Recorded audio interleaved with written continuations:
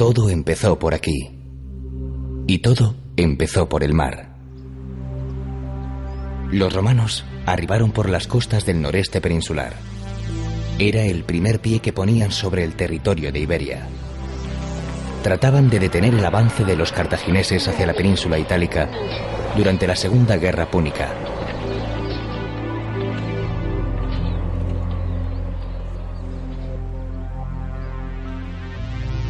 Corría el año 218 a.C. y el control del Mediterráneo estaba en el fondo de las crueles batallas.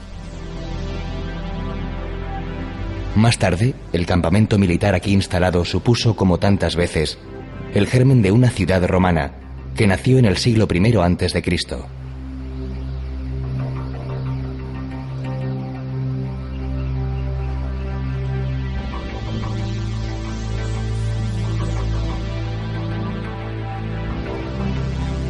Anticipándose a los romanos, en el siglo VI a.C., comerciantes griegos se habían echado a la mar para ampliar sus horizontes y sus mercados. El punto de llegada fue el mismo. También ellos establecieron una colonia a la que llamaron Emporion, mercado en griego, de la que también permanece su huella en este parque arqueológico custodiado por ese azul mediterráneo por el que un día se lanzaron a navegar.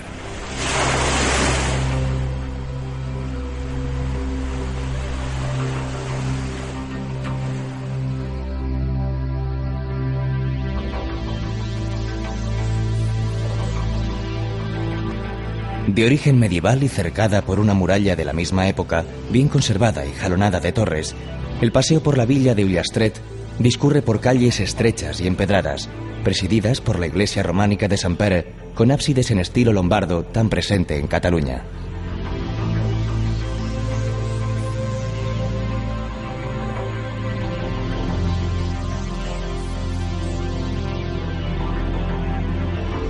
Fachadas en piedra, singulares ventanas, un entorno amorosamente cuidado y un día a día que se desliza lentamente son algunos de sus numerosos atractivos.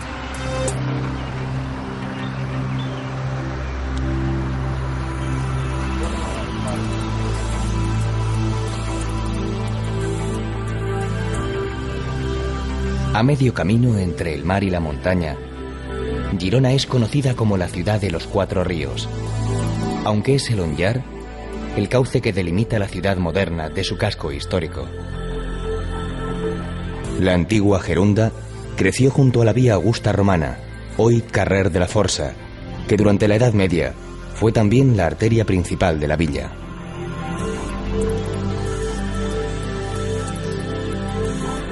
Su espléndida catedral de fachada barroca tiene en su interior una única nave gótica que con sus 23 metros está considerada la más ancha de Europa. En el interior del templo se guarda el tesoro de la ciudad, el tapiz de la creación, bordado en el siglo XII.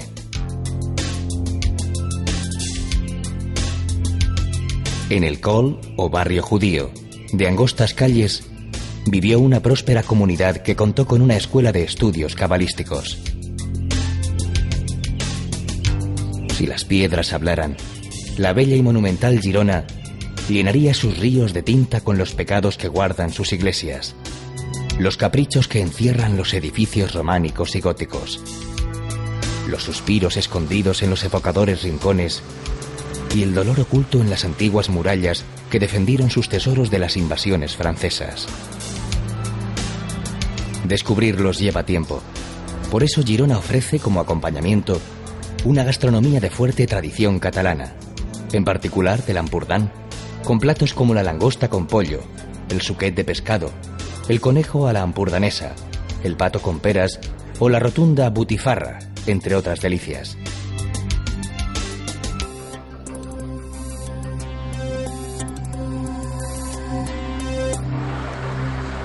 La vía Augusta se reencuentra con el Mare Nostrum en la playa de Tossa de Mar, sobre la que se deslizan, acaso con la lentitud de los siglos, sus murallas y torreones.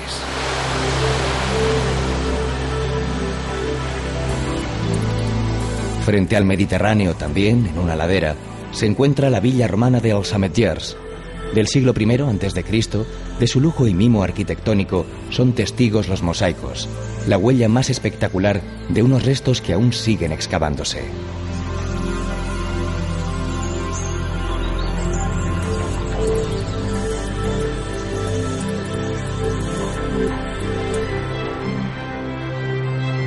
La Vila Bella, núcleo medieval de Tossa, conserva una gran armonía, con callejuelas por las que resulta muy grato pasear.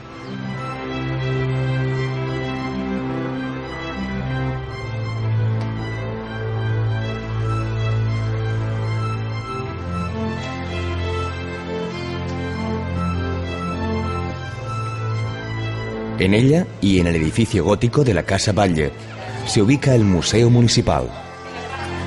Parte de sus salas están dedicadas a escultura y pintura.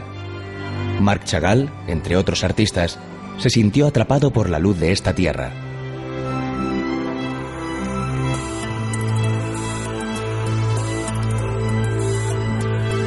El museo atesora también piezas romanas, entre ellas uno de los mejores mosaicos hallados en els Ametllers.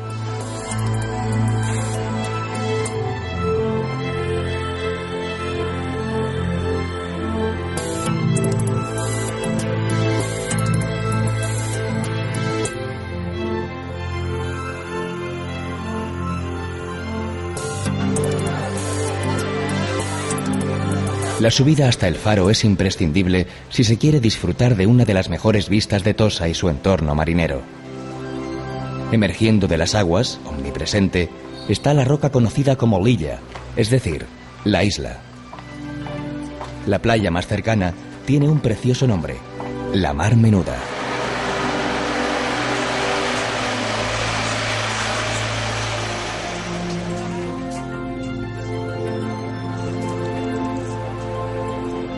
Convertido en centro de interpretación, las luces que parpadean también en el interior del faro nos conducen hasta uno de los oficios antaño más bellos y solitarios.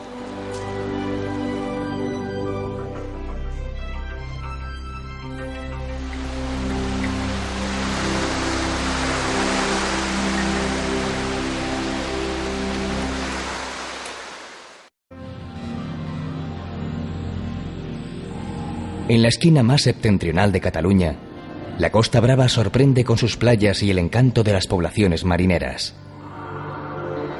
Uno de los paisajes de belleza más abrupta es el espacio protegido del Cabo de Creus, declarado Parque Natural en 1998. Son las últimas estribaciones de los Pirineos que entran bruscamente en el Mediterráneo, formando altos acantilados en los que se abren recónditas calas de aguas transparentes y puertos naturales. Cadaqués es la población de referencia del Cabo de Creus, el pueblo más bonito del mundo, como lo denominó Salvador Dalí. Invitados por el pintor, pasearon por las callejuelas blancas de Cadaqués Luis Buñuel, Federico García Lorca y las grandes figuras del surrealismo como Magritte o Éluard. Aquí conoció Dalí a una mujer de origen ruso que pronto se convertiría en su musa. Con Gala, su amante y modelo, construyó una casa en Prolligat, en las afueras de la población, que puso a Cadaqués en el mapa de los itinerarios artísticos europeos.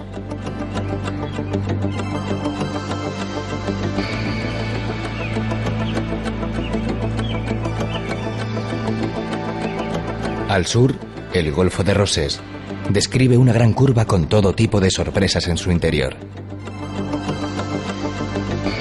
En el norte se encuentra la población de Roses con su puerto deportivo.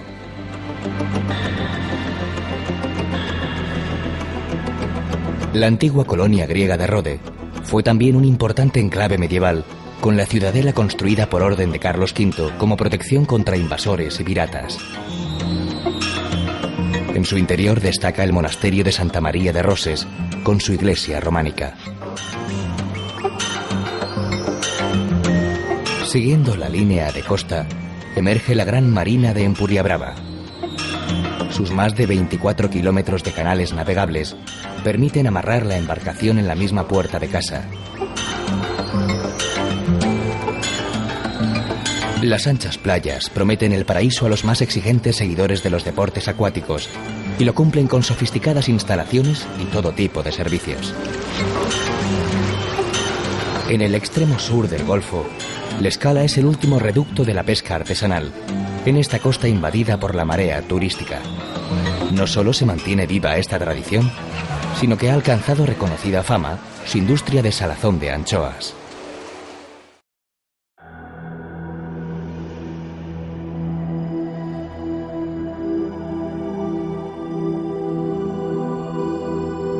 Ciudad mediterránea, dinámica y mágica, Barcelona se acomoda a los aires de modernidad, guardando celosa las glorias de su suculento pasado.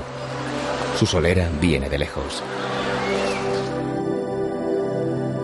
Fue Barcino, la colonia fundada por los romanos durante el reinado del emperador Augusto.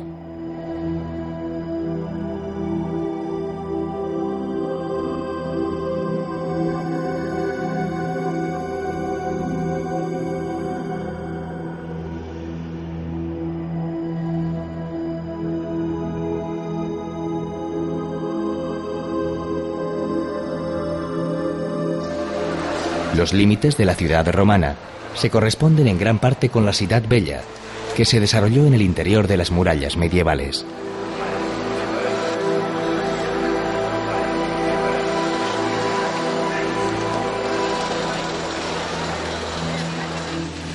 Constituye el barrio gótico una singular isla dentro del tráfago de la ciudad.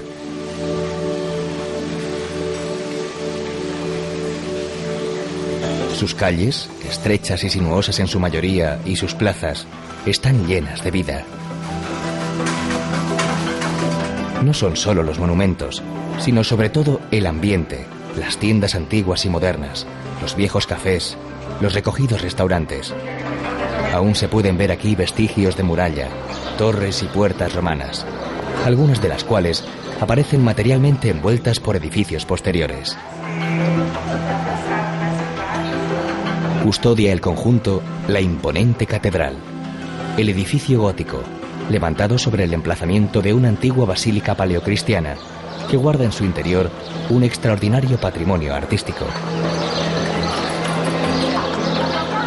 El antiguo emplazamiento del Fórum Romano coincide con la Plaza de San Jaume. Aquí se cruzaban las dos calles principales de la colonia, el Cardo y el Decumanos. Hoy la vida en la plaza está marcada por las instituciones que tienen su sede en ella, l'Ajuntament y el Palacio Renacentista del Govern de Cataluña.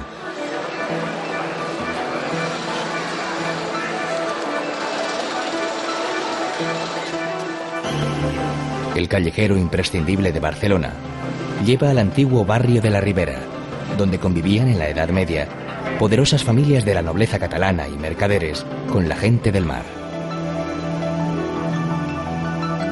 Hoy la mayoría de los palacios que se conservan están ocupados por museos y galerías de arte. Aquí se puede admirar la iglesia de Santa María del Mar, considerada el mejor ejemplo del gótico catalán.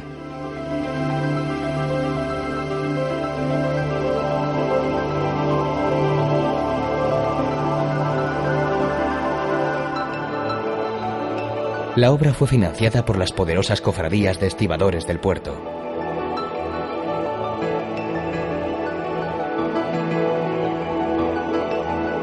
El mar está cerca, lamiendo las playas de la Barceloneta, el antiguo barrio marítimo diseñado por ingenieros militares en el siglo XVIII.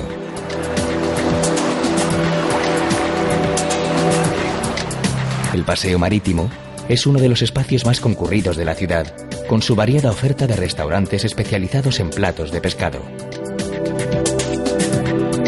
La famosa Rambla es el lugar ideal para pulsar el ritmo de Barcelona. No por gusto se dice que es la vía más barcelonesa de todas y la más cosmopolita. Su toque distintivo son los puestos de venta de plantas, flores, pájaros y pequeños animales domésticos. A ambos lados se abren algunas de las plazas y edificios más emblemáticos de la urbe. Uno de ellos es el Liceu, el gran templo musical y operístico de la alta burguesía catalana. Otro es el popular Mercat de la Boqueria, el más tradicional y surtido de todos.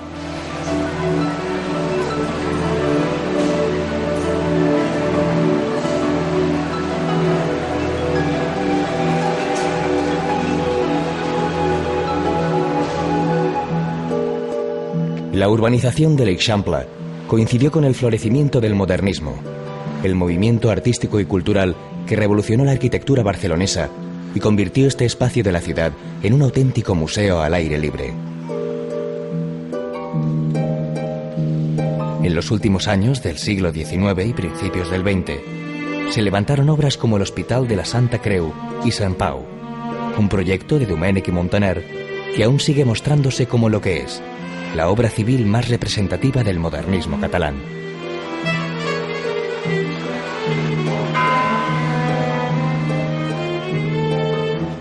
El genio de Domènech i Montaner se deja sentir de nuevo en el Palau de la Música Catalana, donde el modernismo llega a una verdadera eclosión.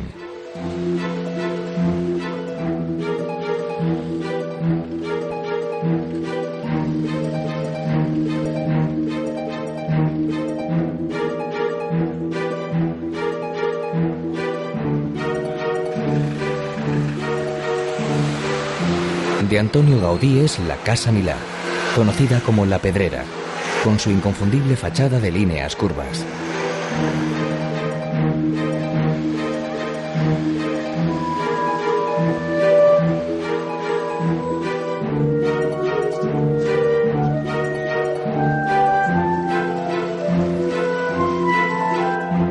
Desde su altura se contempla el Passeig de Gràcia, nervio central del Eixample barcelonés.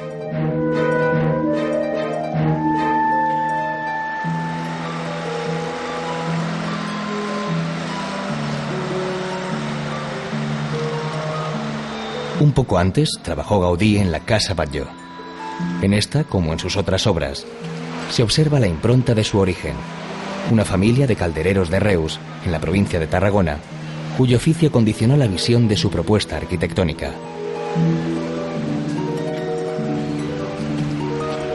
En ese mismo espacio, trazó Domènech i Montaner la elegante y señorial Casa Lleó Morera. A Gaudí se debe también el Parc Güell, popular espacio público que sorprende a los visitantes con la imaginación desbordante y las audaces propuestas de un arquitecto que dejó en cada una de sus creaciones su inequívoco sello.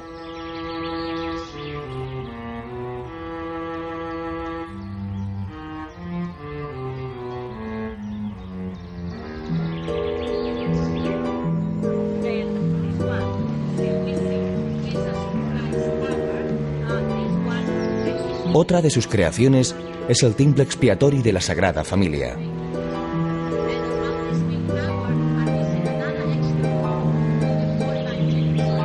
Un tranvía, que lo atropelló en 1926, vino a truncar el fascinante proyecto iniciado en 1918 y en el que Gaudí, profundo creyente, había concentrado todas sus energías.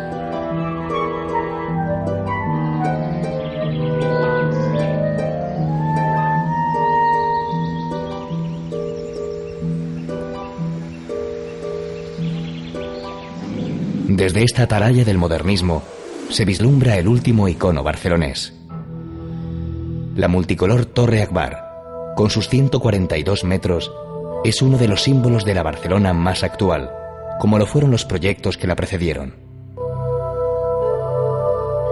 El nuevo ensanche marítimo del Poble Nou y la Diagonal, y sobre todo la villa y el puerto olímpico, que han devuelto su fachada marinera a la ciudad, en sintonía con ese Mediterráneo que la vio nacer.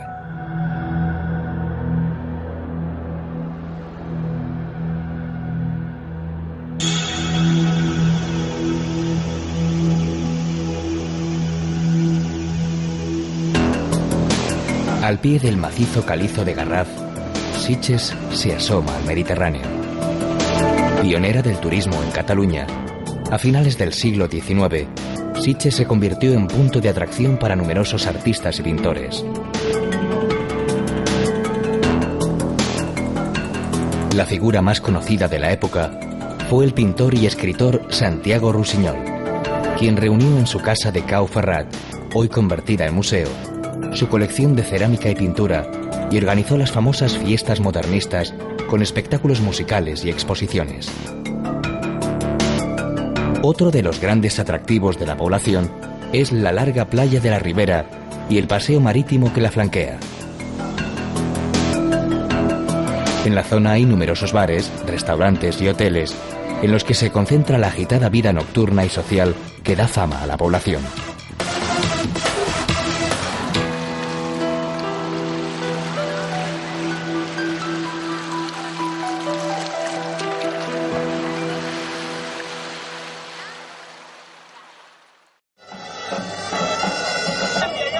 El barrio gótico es uno de los escenarios más característicos de la fiesta de la Mercè. En la emblemática Plaza de Sant Jaume se dan cita a los gigantes y cabezudos, que recorren entre músicas y bailes otros muchos espacios como la Plaza Real y las Ramblas. En 1979 se creó un correfoc, o pasacalles del fuego, uno de los actos más espectaculares y multitudinarios. En él toman parte más de una treintena de colles de diables, así como dragones y bestias de fuego.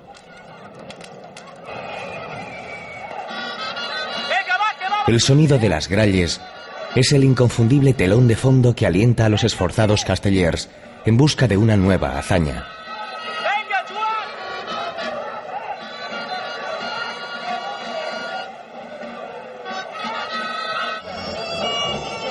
Hombres y mujeres, jóvenes y mayores, se toman de la mano para bailar la sardana, danza de hermandad por excelencia.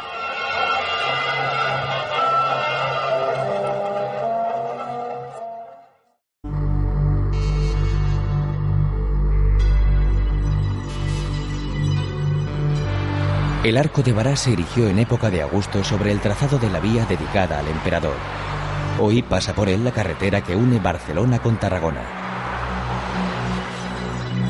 En esa misma vía, e igualmente en las proximidades de la Imperial Tárraco, se alza la Torre de los Escipiones, monumento funerario levantado en el siglo I.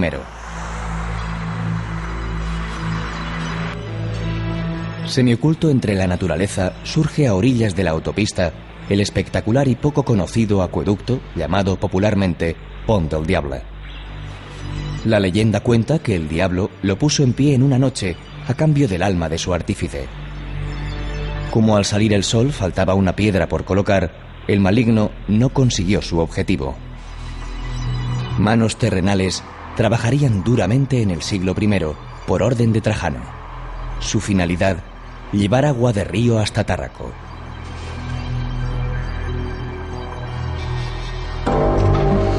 Hunde Tárraco sus raíces en Roma y se mira cada mañana en el azul del Mediterráneo. Ese mar que envuelve los imponentes restos del anfiteatro, a mitad de una ladera, con la playa del Miracle al fondo. Parte del graderío está excavado en la piedra.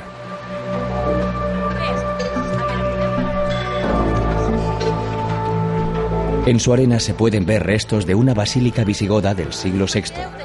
En el XII se levantó una iglesia románica. El pretorio y el circo colindantes son imprescindibles en cualquier ciudad importante del imperio. Y Tárraco, nacida como campamento militar inmediatamente después del desembarco en Empúries, lo era. Las bóvedas y pasadizos del circo nos hablan de las interioridades de un espacio público en el que cabían 22.000 espectadores. En los años 90 del pasado siglo se hizo una escalinata similar a la primitiva. El circo se extendía a orilla de la Vía Augusta, que atravesaba la ciudad.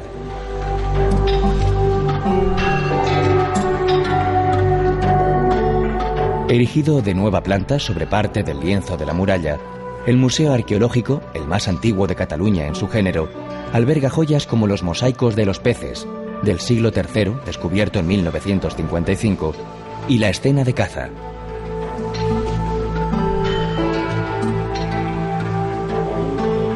La cabeza de Minerva y el mosaico más conocido de todos, el de la Medusa, del siglo II, entre otros tesoros celosamente guardados.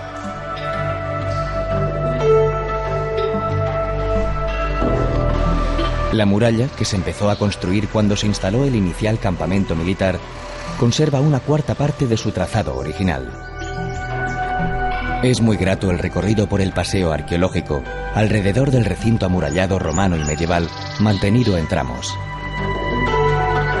Allí se encuentra una reproducción de la estatua de Augusto que da nombre a nuestra ruta.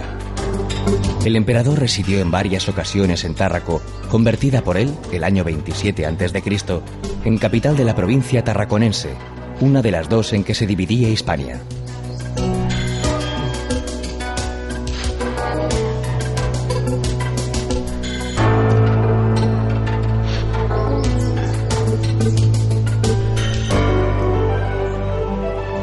En la misma altura en la que ahora se eleva la catedral, se hallaba un antiguo templo romano, a partir del cual, y en suave descenso hacia el mar, se desarrollaba la ciudad.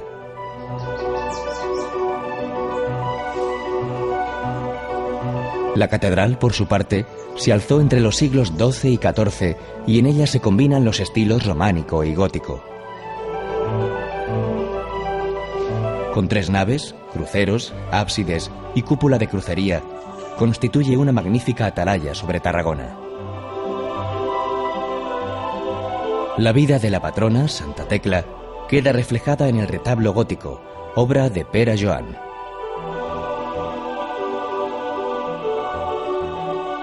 En su honor se celebran fiestas en torno al 23 de septiembre, cuando se saca en procesión el brazo de la Santa.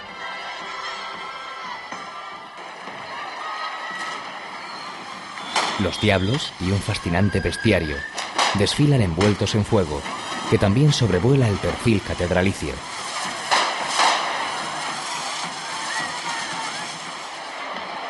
Los castellers levantan sus torres humanas con una peculiaridad.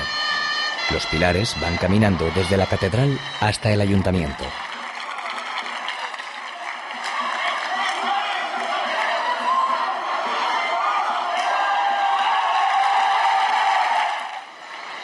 Hay bailes de pastores y cintas. Los trabucaires disparan sus arcabuces y el águila despierta festivas pasiones.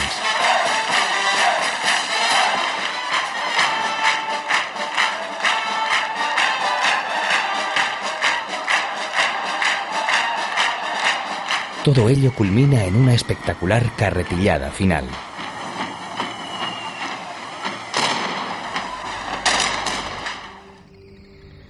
Muy cerca de tanta concentración de piedra e historia, Salou invita al descanso y a descubrir uno de los enclaves turísticos más importantes de la Costa Dorada.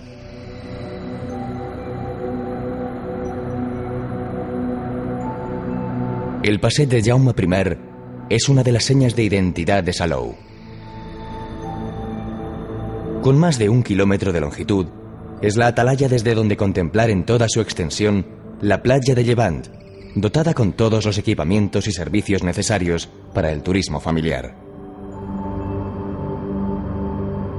Todo el ambiente de la ciudad bulle a lo largo de este paseo durante las noches de verano.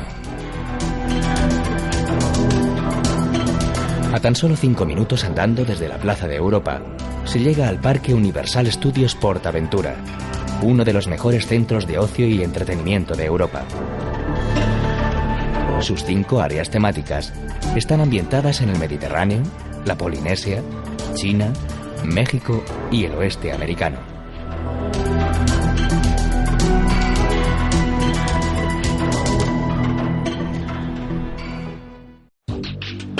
Es el Ebro el protagonista de este paisaje insólito, en el que se perfilan extensos arrozales y espacios protegidos. Declarado en 1983 Parque Natural, el delta del Ebro es uno de los humedales más importantes del Mediterráneo. Su fauna es rica y variada, aunque sin duda lo que le da valor ecológico a nivel internacional es la avifauna, con importantes colonias de cría y aves migratorias. No en vano, los aficionados a la observación de aves consideran el delta como uno de los lugares privilegiados para esta práctica, cada vez más de moda entre los viajeros que buscan naturaleza. Pero aves no es todo lo que el Ebro ofrece. En su implacable camino hacia el mar, el río dibuja en la gran llanura estanques interiores y forma islas de cambiante vegetación. Por lo irreal del paisaje, adentrarse en este laberinto de agua, tierra y cielo es siempre una experiencia inolvidable.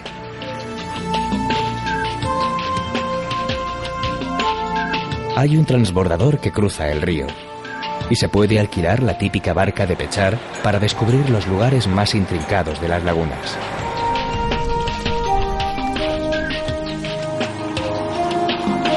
En el litoral dominan el terreno las largas playas con dos grandes barreras de arena en los extremos que cierran las bahías de El Salfax y el Fangar. Su escasa profundidad hace que sean aptas para practicar deportes acuáticos en familia y así adentrarse poco a poco en la naturaleza, aprendiendo a apreciar la belleza del paraje.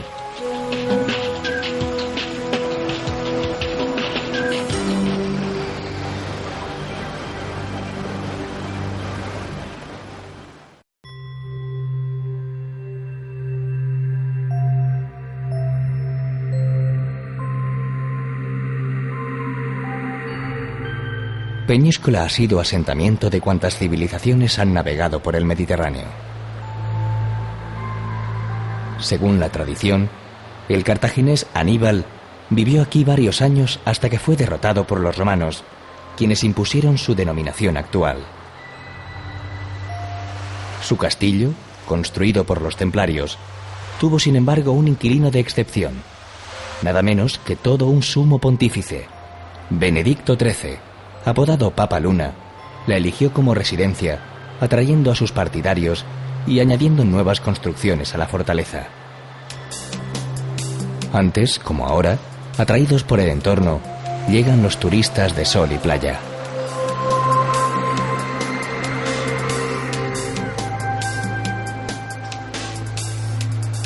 Peñíscola posee estupendas playas que mantienen en pie la propuesta de un buen chapuzón durante todo el año.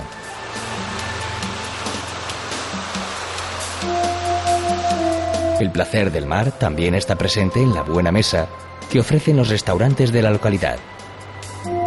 La gastronomía autóctona, elaborada a base de alipebre de rape, pulpitos, suquet de pescado, mariscos y caracoles, sin olvidar los suculentos arroces, siempre promete un buen verano.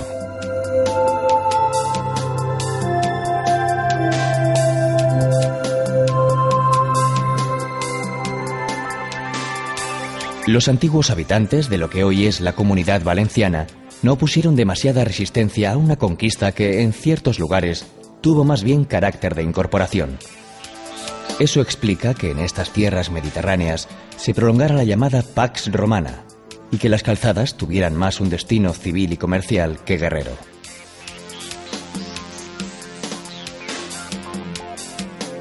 Vía Augusta adelante, camino del sur y ya en la provincia de Castellón, surge el Arco de Cabanes. Solitario y orgulloso, se alza junto a lo que siempre se llamó Senda de los Romanos. La reproducción de un miliario recuerda esos antiguos puntos kilométricos que servían de imprescindible información en las milenarias calzadas.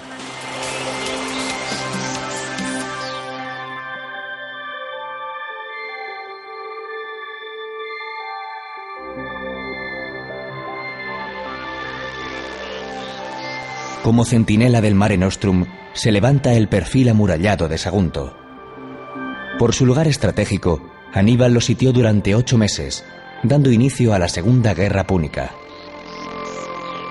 Roma venció la contienda, barrió el poder cartaginés en Hispania y engrandeció a Saguntum, otorgándole ciudadanía y moneda propia que acuñaba en bronce y plata.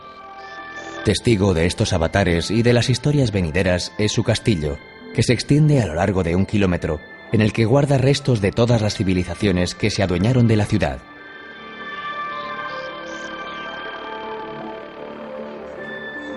En la plaza de armas se situaba el Foro Romano. De él se conservan sus cimientos y vestigios de la basílica, la curia y algunos de los templos que albergó. Parte de ese esplendor se recrea cada año en los espectáculos de Sagunto a Escena, que se realizan en el Teatro Romano con capacidad para 8.000 espectadores. El escenario del siglo I tiene parte de la grada original excavada en la roca, aprovechando la concavidad de la montaña.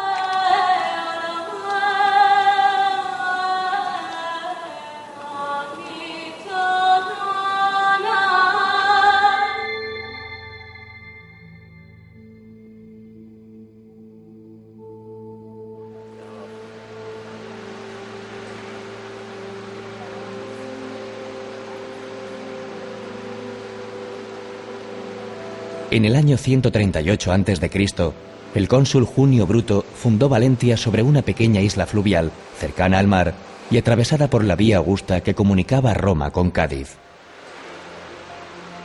Parte de esa Valencia romana permanece en el subsuelo de la Plaza de la Almonia, donde se han encontrado restos de un santuario dedicado al culto del agua, termas, calzadas y el foro en el que se realizaban las funciones judiciales, políticas y religiosas. Del esplendor de los ediles romanos al de los obispos y las instituciones modernas. La huella histórica de Valencia perdura en la catedral. Su construcción comenzó en el siglo XIII, aunque no se terminó hasta 400 años después de que los cristianos de la Reconquista aragonesa pusieran la primera piedra. Su rasgo más distintivo es la torre campanario del Miguelete. Subir por su escalera de caracol de 207 escalones es una visita obligada para el viajero que quiera disfrutar de la mejor panorámica de la ciudad. Mucho más si coincide con el tañer de las campanas.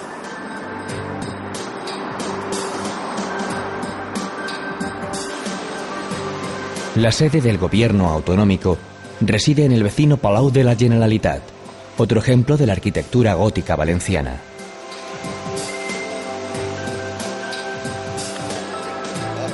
Cada día, la ciudad despierta en el mercado central.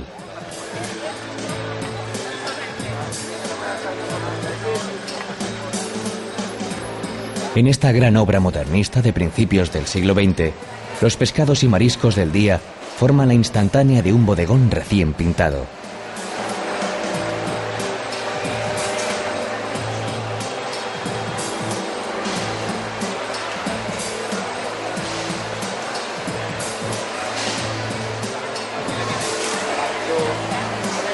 Los productos de la huerta llenan la cesta de la compra y garantizan la rica paella valenciana de los domingos.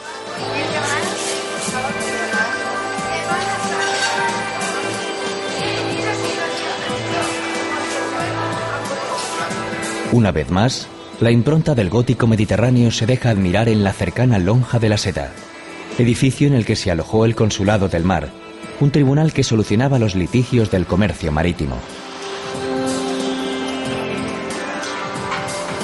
La ciudad moderna se despliega en la plaza del Ayuntamiento, corazón de las fiestas y actos públicos, del ocio y el buen comer.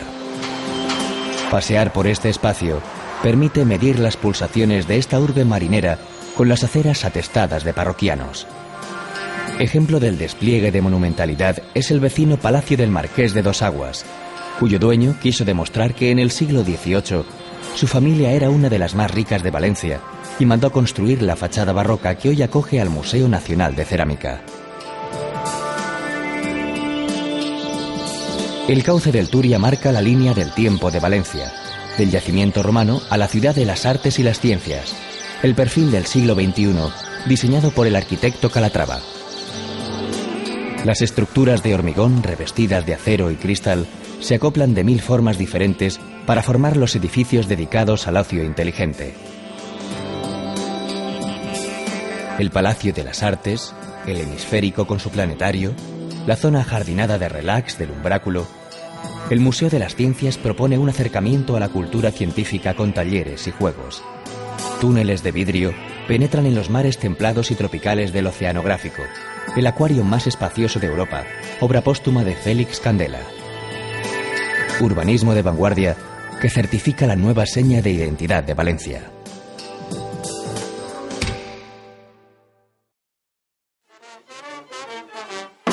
Valencia arde cada 19 de marzo. El fuego de las fallas recuerda que el invierno termina y que la mejor forma de purificarse para entrar en la primavera es envueltos en llamas. En las plazas de la ciudad y en los cruces de las calles se alzan cientos de monumentos. En ellos, los ninots, personajes hechos con cartón, yeso, cera y madera, se encargan de satirizar algunas de las estampas de la política nacional y local.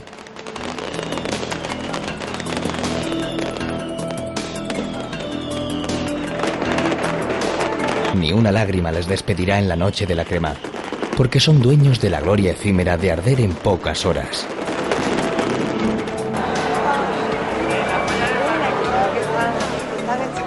Pero las fallas son algo más que la sublimación del fuego.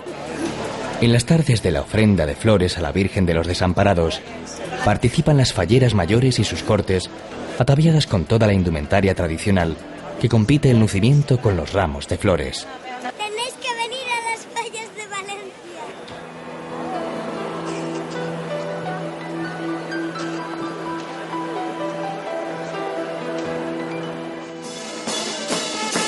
Más de 300 bandas de música amenizan con pasodobles y marchas los numerosos actos que se realizan durante la semana.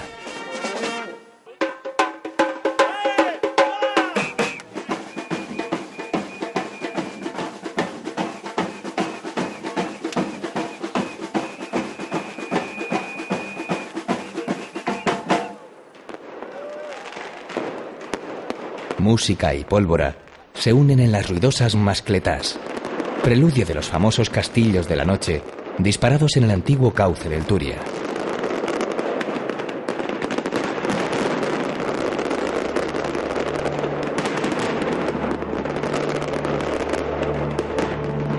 En la madrugada del 19 al 20 de marzo, después de este alarde pirotécnico, de convertir en fuego y cenizas el fruto de su imaginería, y a tono con el Mediterráneo que acaricia sus playas, Valencia despertará a una nueva mañana, más limpia y serena que nunca, pensando en las fallas de la próxima primavera.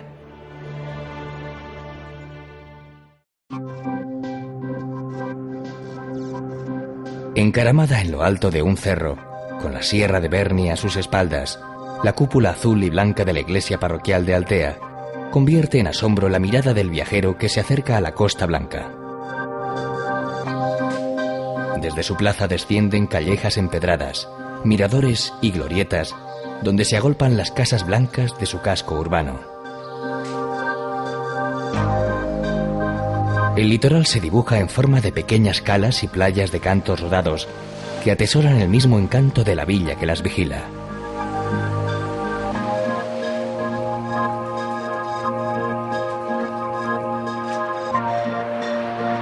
Como no podía ser menos, en este Mare Nostrum, Altea saluda el verano con un recital de fuegos artificiales. Cuando centenares de pavos reales y grandes palmeras de colores forman un espectáculo de luz que cada año deja sin aliento a la multitud que abarrota la playa.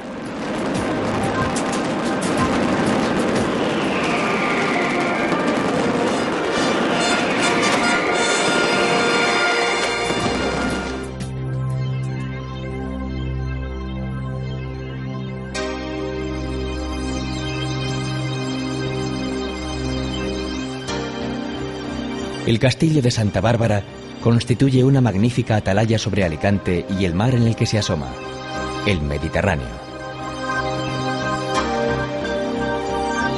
La fortaleza, considerada una de las más grandes de España, se alza sobre el monte Benacantil.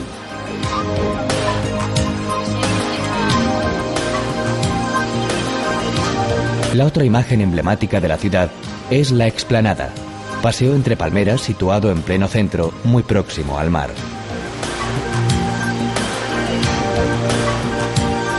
Entre fuentes, jardines y pequeños oasis de verdor, discurre un recorrido ciudadano que ha de culminar necesariamente en el Museo Arqueológico Provincial, popularmente conocido como MARC. Este primer museo arqueológico del siglo XXI, como reza su frase publicitaria, se alberga en lo que fuera antiguo Hospital de San Juan de Dios. Por mar llegaron los romanos cuya huella venimos siguiendo. Y el mar está aquí muy presente, en forma de reproducción a tamaño natural de una nave que encontró su fin bajo las aguas frente a estas costas. La prehistoria, la cultura ibera, la época romana, la Edad Media y la Edad Moderna conviven en estas salas en las que se exhiben más de 2.500 piezas, procedentes muchas de ellas de excavaciones realizadas en distintos puntos de la provincia. La propuesta museística del MARC es de las más avanzadas de nuestro país y ha merecido reconocimientos internacionales. La muerte con todos sus rituales, los placeres tan presentes en la sensual cultura mediterránea, la vida cotidiana, los miedos y las ilusiones de nuestros antepasados se dejan envolver por una luz crepuscular que adquiere aquí, a naciente y junto al mar, una rara intensidad.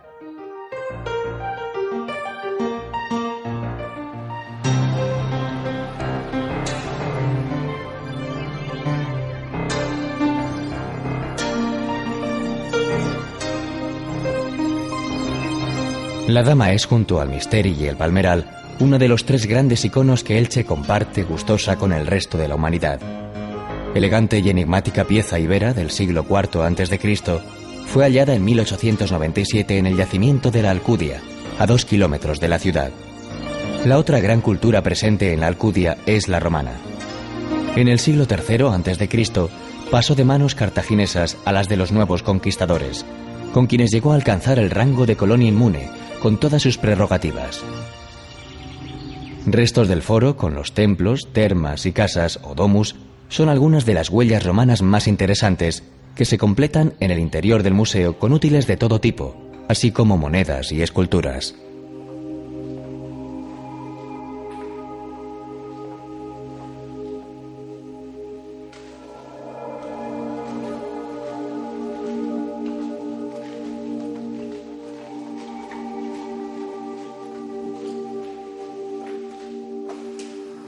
La investigación arqueológica no solo no se ha detenido, sino que tiene un peso fundamental en la vida de la Alcudia, cuyo centro de interpretación acerca a los visitantes al rico pasado ilicitano.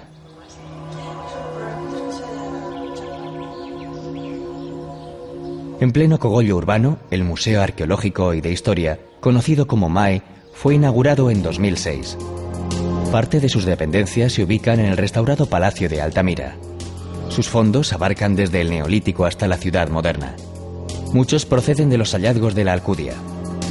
Junto con la ibera, la cultura romana es la más importante, con piezas de gran belleza, como Venus y Eros dormido.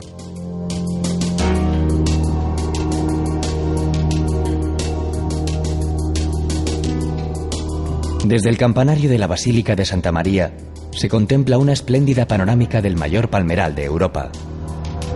Su valor radica no solo en el número de ejemplares, estimado en más de 200.000, sino en el ensamblaje con el desarrollo de una pujante urbe industrial de cuya vida cotidiana forma parte indisoluble.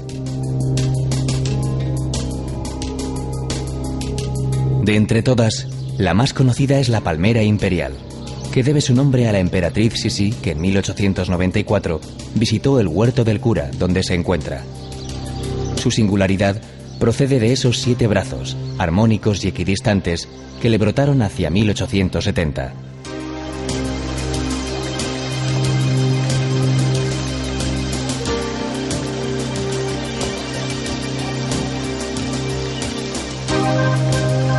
En el Huerto del Cura, jardín privado abierto al público, abundan las flores, árboles, esculturas, estanques, cactus y, sobre todo, las palmeras, algunas de ellas dedicadas a personajes ilustres. En este extraordinario paisaje, la dama omnipresente en cada rincón de la ciudad vuelve a reinar.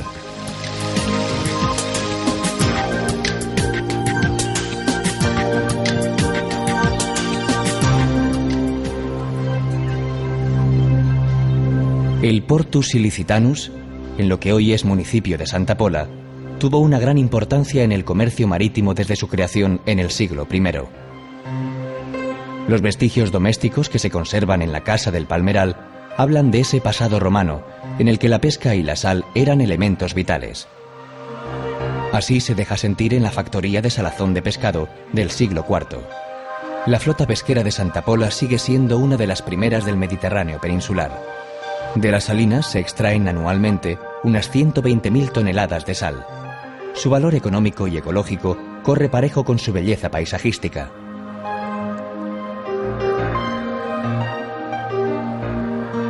El Parque Natural de las Salinas es un preciado hábitat para todo tipo de aves. La colonia de flamencos, que se cuentan por miles, tiene aquí uno de sus remansos y el hogar ideal para reproducirse.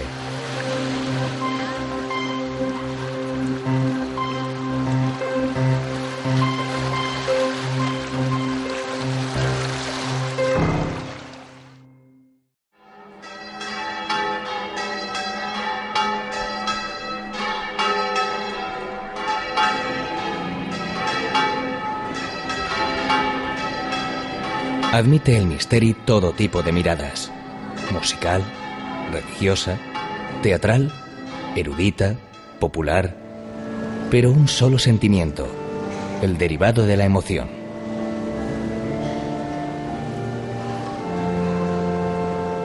La Festa, o Misteri d'Elx, es la primera fiesta española declarada por la UNESCO obra maestra del patrimonio oral e inmaterial de la humanidad.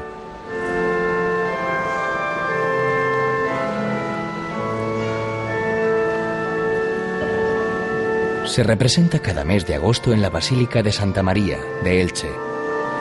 Está dividido en 2 actos: la véspera o víspera y el día de la Mare de Déu. Totalmente cantado en valenciano por voces masculinas, narra la muerte de la Virgen, rodeada de un cortejo de ángeles, Marías y apóstoles, y su asunción gloriosa al cielo. En la primera parte intervienen 2 aparatos aéreos: la magrana o granada, con un ángel que porta una palma blanca para María, y el araceli, que desciende a recoger el alma de la Virgen.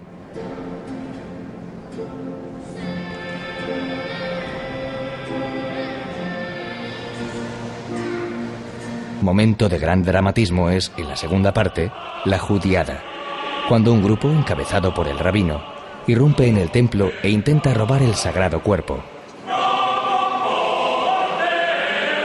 Tras un forcejeo con los apóstoles y la paralización de las manos del judío más osado, caen de rodillas y piden a San Pedro que les bautice.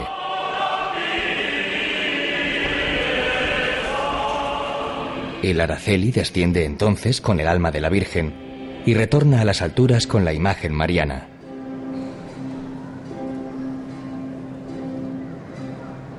Antes de llegar, se detiene y entra en la Basílica Santo Tomás, quien pide disculpas por la tardanza.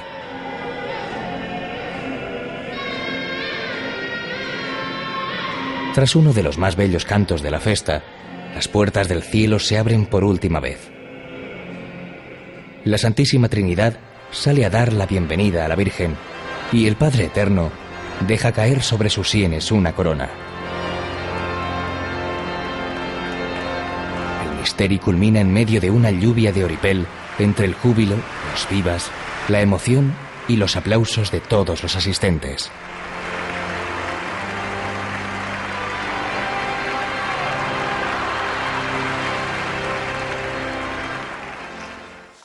Los moros y cristianos se extienden por tierras mediterráneas. Esta batalla festiva está envuelta en música, color, ruido, pólvora y una desbordante imaginación. Las entradas son grandes desfiles en los que el exhibicionismo, el lujo, la fantasía y las músicas sensuales acompañan tanto al bando moro como al cristiano. En las embajadas, los contendientes exponen sus razones, sin lograr nunca convencer al oponente. Siempre hay en litigio un castillo en cuyas almenas ondea ora la media luna, ora la cruz. De los moros y cristianos de Alcoy, en la provincia de Alicante, y una de las celebraciones más arraigadas, se tienen noticias desde 1672.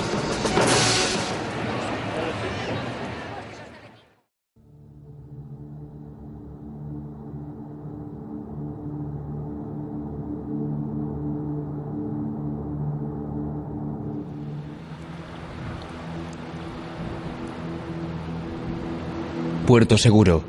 La memoria histórica de Cartagena se pierde en los tiempos de la rivalidad entre Cartago y Roma. Fundada por el cartaginés Asdrúbal, desde esta ciudad partió Aníbal en su célebre expedición que remontó los Alpes camino de Italia.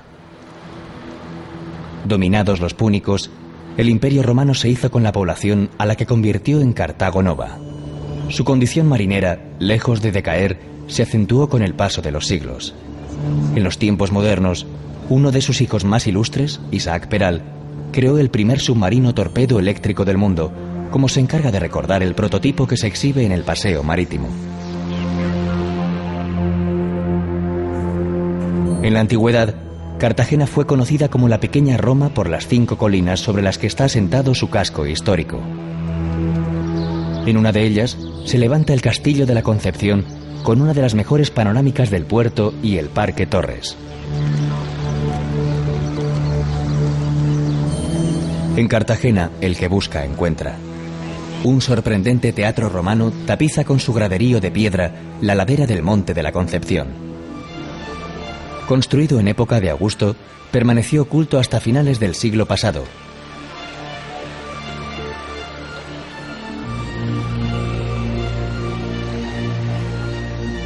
Anexo al conjunto sobreviven los restos de la Catedral de Santa María la Vieja. Hay que echar a volar la imaginación 2 milenios atrás para situarse en la Casa de la Fortuna. Perteneciente a un alto dignatario romano, en la Domus se ha descubierto un sofisticado sistema de alcantarillado y suelos decorados con teselas. Pero quizá baste con admirar los mosaicos y pinturas murales con elementos de la naturaleza y la mitología para hacerse una idea de la magnitud del recinto. Los vestigios más antiguos se encuentran en la muralla púnica, seguramente el lugar donde se fraguó la primera ciudad cartaginesa en Hispania.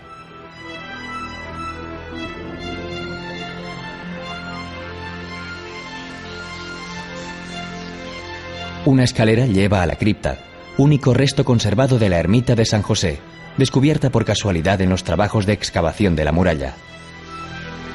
Sobrecoge el enorme osario, fechado entre los siglos XVI y XIX, que se mantiene intacto.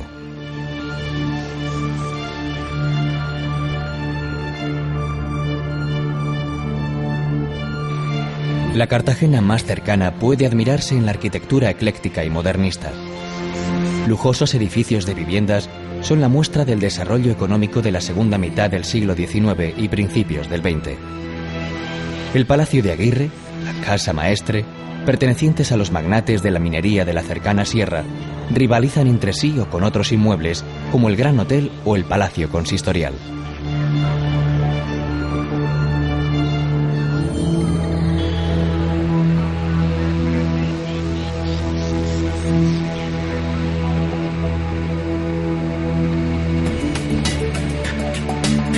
Entre unos y otros restos arqueológicos y arquitectónicos, el viajero podrá degustar la oferta gastronómica de una ciudad marinera, en contacto directo con su huerta.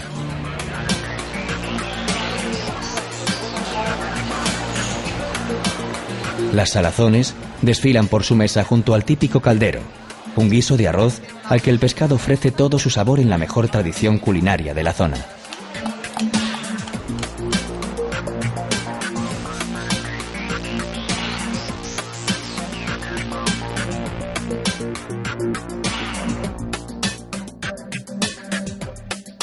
En septiembre, el pasado de Cartagena cobra vida durante 10 días. Con las fiestas de cartagineses y romanos, desfilan nuevamente las tropas de ambos ejércitos, recreando los sucesos de la Segunda Guerra Púnica.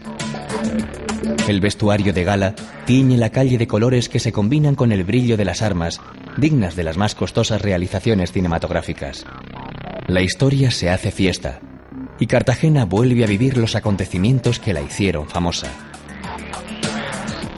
Aníbal se casa con Imilce, la princesa de Cástulo.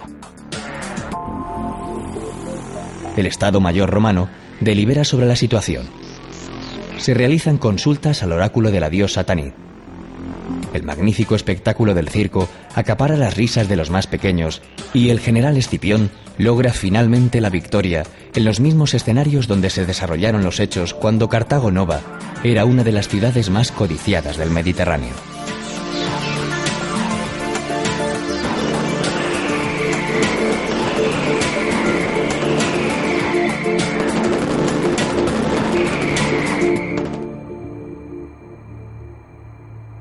De Cartagena a Córdoba. La vía Augusta abandona el Mediterráneo y se adentra en la península atravesando la Sierra Morena en dirección a la ciudad de Cástulo, cuyos restos se guardan en el Museo Arqueológico de Linares, en la provincia de Jaén.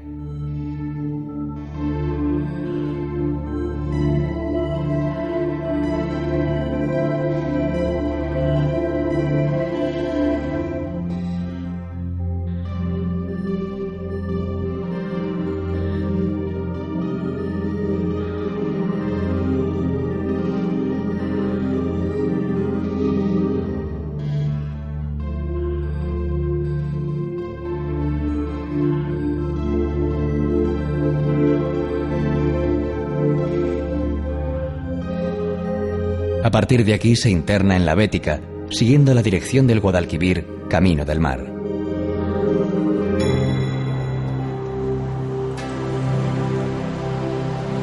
Córdoba fue fundada por el pretor Claudio Marcelo en el 152 a.C., junto al río Betis, hoy Guadalquivir. La capital de la Hispania ulterior tenía un templo dedicado a Jano, en el emplazamiento de la mezquita árabe, en la que se han encontrado restos de la pavimentación de la Vía Augusta. En el patio de los Naranjos se conservan varios de los miliarios de piedra con los datos más significativos de la calzada que llevaba hasta Cádiz.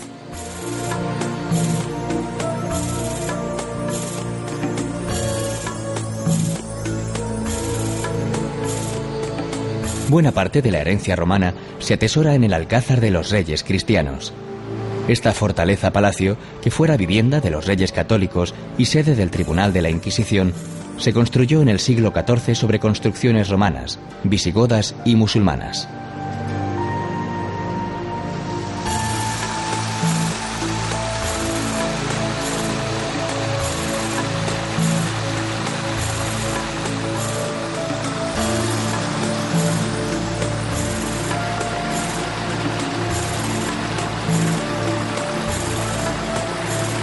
Dentro se pueden ver mosaicos y sarcófagos de cuando Córdoba era uno de los focos culturales más importantes de la Bética, cuna del poeta Lucano y el filósofo Séneca. La fuente de su poder era la administración del mineral producido en la zona: cobre, plomo, plata, oro y cinabrio, que enviaba a Roma.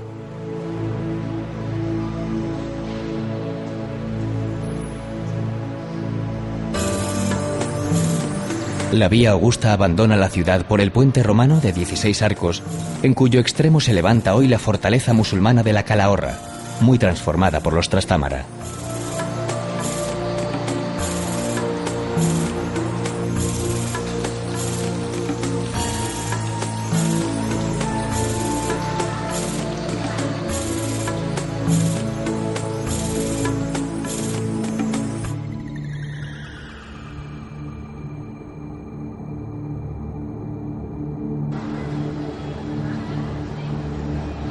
Écija, la romana Astigi, fue el centro de control de la producción de aceite de la cuenca del Genil.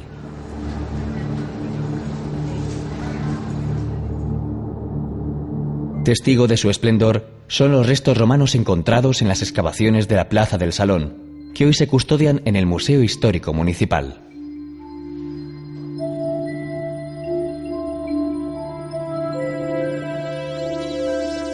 Excepcional es la escultura de 2 metros de altura que representa a la amazona herida y que debió adornar el acceso a las piscinas de las termas romanas.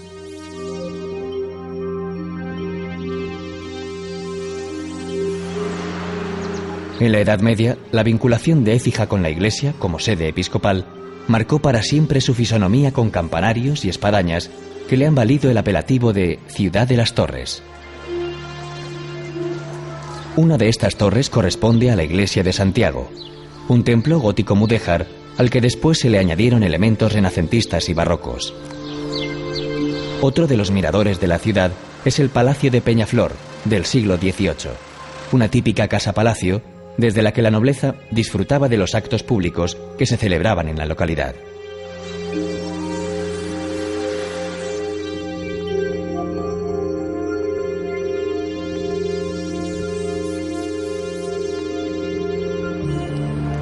Con fama de inexpugnable, Carmona muestra el poderío de su sistema defensivo creado por los cartagineses y magnificado por romanos y árabes.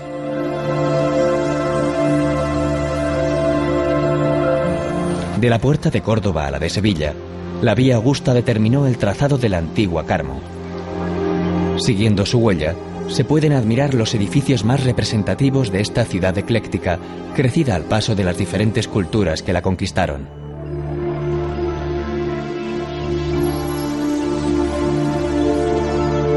La casa-palacio del Marqués de las Torres, hoy el Museo de la Ciudad, conserva los vasos de Saltillo, cuyos grifos rememoran el esplendor de la Carmona tartésica.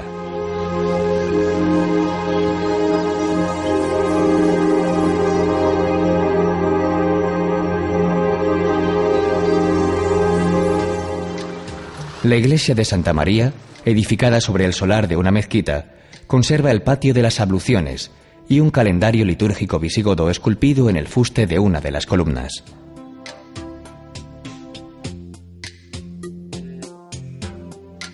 No se queda atrás en este juego con el tiempo el ayuntamiento, obra del siglo XVII que guarda un mosaico romano como elemento decorativo de su patio central.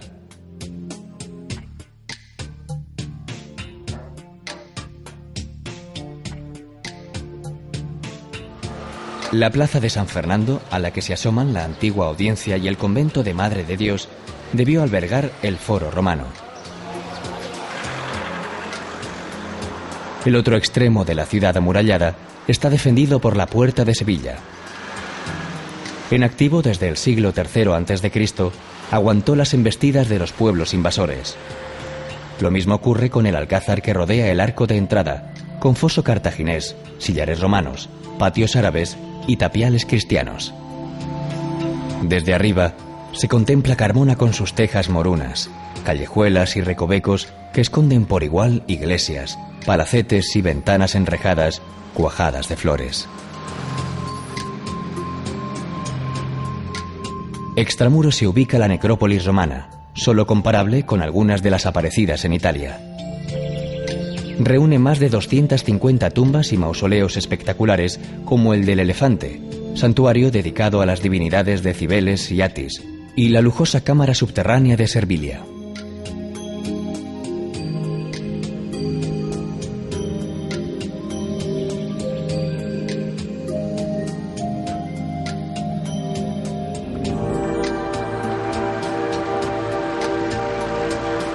A Sevilla se llegaba siguiendo la Vía Augusta o navegando por el Guadalquivir, ese río que guarda el secreto de esta ciudad pródiga y espléndida. Dicen los sevillanos que tiene ángel, o quizás su encanto resida en la mezcla de pueblos y culturas que la habitaron. Ciudad conquistada, conquistó a tartesos, fenicios, griegos y cartagineses que la engrandecieron. Roma la venció y relegó al olvido, fundando muy cerca Itálica para residencia de sus tropas.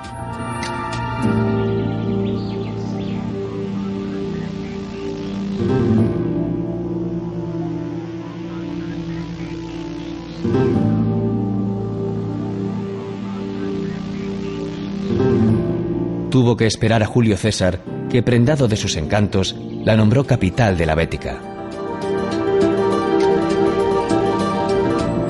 Los árabes la convirtieron en Isbililla y construyeron alminares y alcázares que fueron la envidia de su época.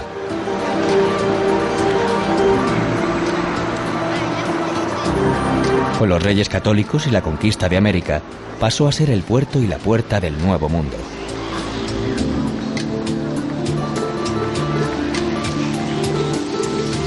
Pagana, mora y cristiana, popular y aristocrática, Sevilla acoge y hechiza al viajero con su gracejo.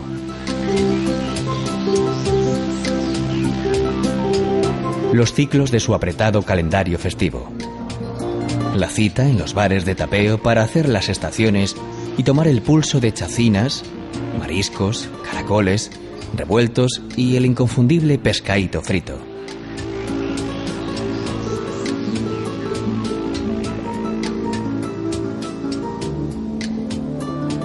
Todos los pretextos son válidos para regresar a una ciudad que sabe dominar el tiempo como nadie.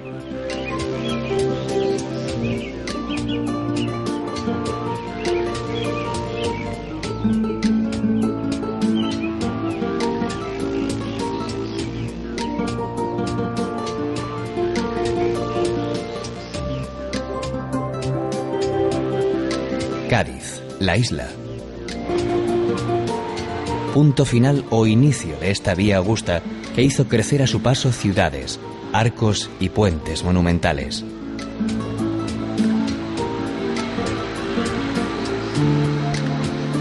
Por la vía augusta, Roma estaba cerca, y a Cádiz, entonces Gades, llegaban las mercancías de toda la Bética. Aceite, garum, salazones y minerales partían con destino al romano puerto de Ostia.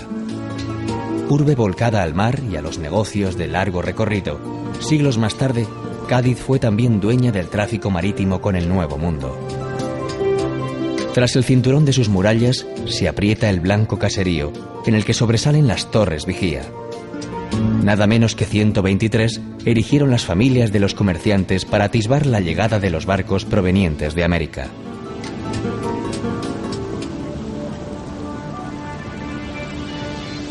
La atalaya oficial del puerto era la Torre Tavira, cuya cámara oscura permite contemplar la ciudad proyectada sobre una especie de parábola.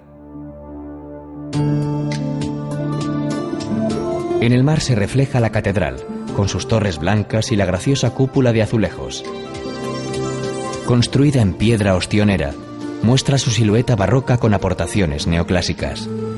En la cripta descansan el músico Manuel de Falla y el escritor José María Pemán.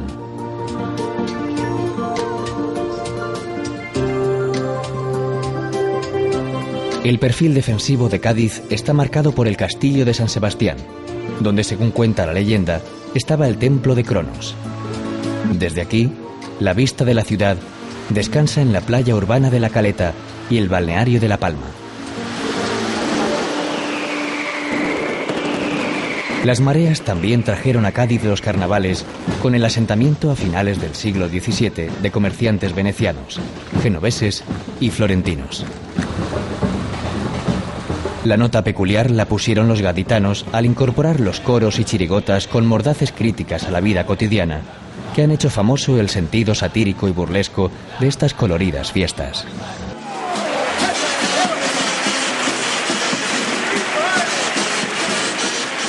Del trasiego de gentes al de los barcos en la bahía, donde se conserva la memoria de esta ciudad 3 veces milenaria.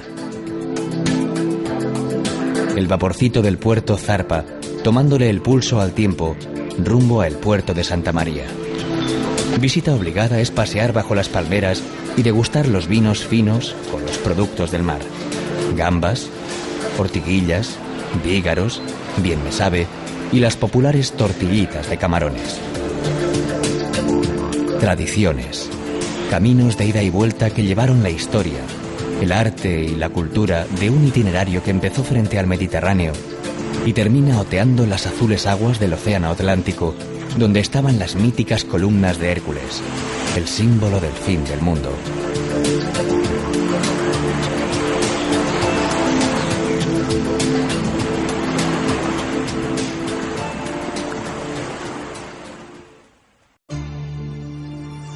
En la ensenada gaditana de Bolonia se oculta una pequeña Roma. Baelo Claudia surgió como factoría de salazones y de garum, la salsa elaborada con vísceras de pescados maceradas y fermentadas en salmuera, que tenía gran demanda en las mesas romanas.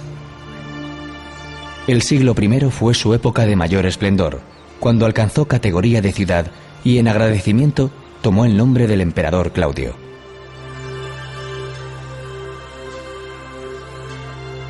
El conjunto sigue la clásica distribución urbanística romana, con el cruce entre las 2 calles principales, el Decumanus Maximus y el Cardo Maximus, donde se levantaba el foro.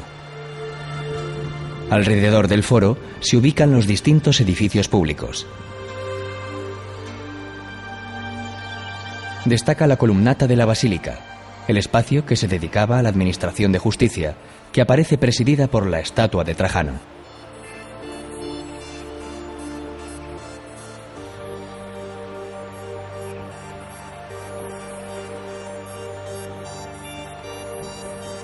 Dominando el centro monumental aparece la Triada Capitolina, 3 templos iguales dedicados a Júpiter, Juno y Minerva.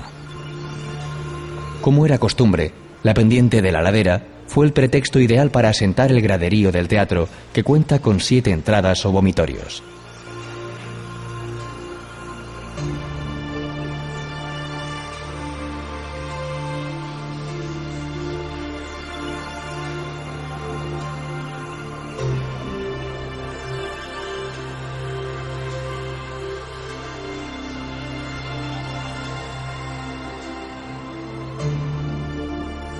Tampoco podían faltar las termas, donde se conservan restos del sistema de calefacción y de las distintas salas de baños.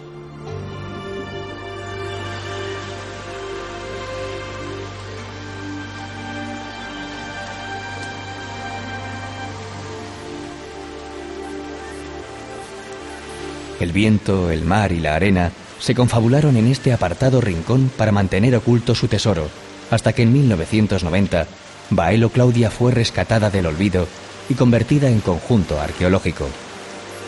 Fuera de las ruinas, la duna del Anclón, testigo de tantos avatares, continúa su tarea de custodiar el legado romano.